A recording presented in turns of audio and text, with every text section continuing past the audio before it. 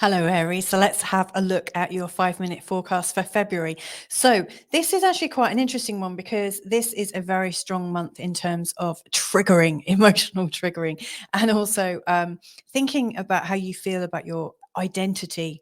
I mean, you guys tend to really believe in being sort of like dynamic and independent and really wanting to push ahead.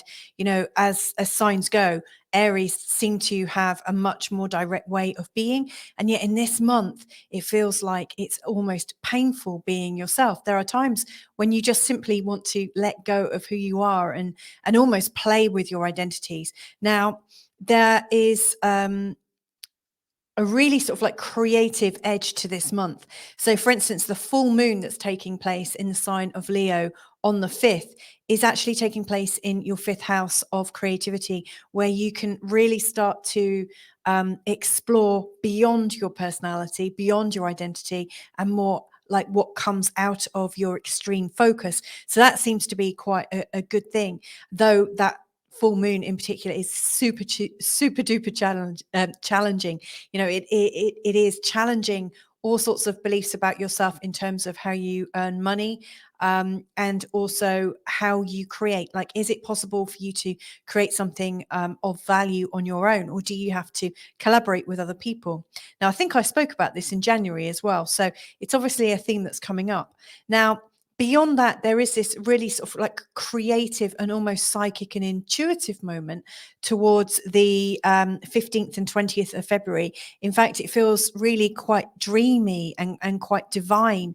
And yet during that, you're also in this space of wondering what it means to be you, Aries, whilst you're connecting so deeply with other people and to the sort of collective consciousness. It's a pretty intense month for you. It really does feel like you're being very un-Aries like, if that makes sense. It feels like, in terms of being a creator, in terms of determining where you're going in life and everything, that you're actually considering more people and their impact on your life. And yeah, it's pretty confusing.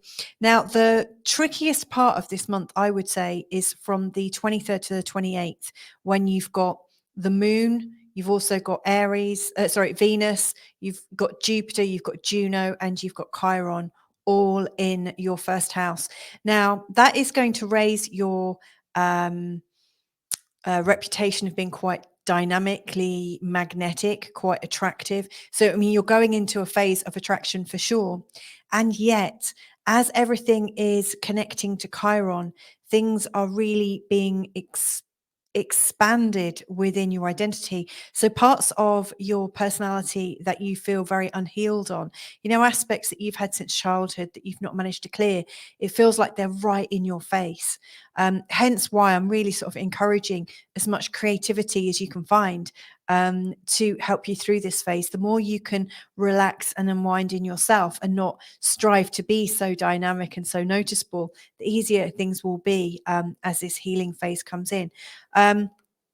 Now, the new moon, which is taking place in your 12th house, that's taking place on the 20th, and the 20th is quite a strong day.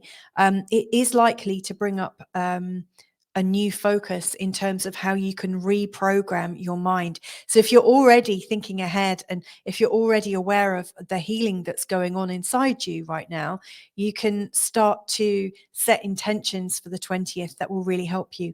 The kinds of intentions that you might want to set are ones to do with understanding what's hidden, understanding what's in your blind sight.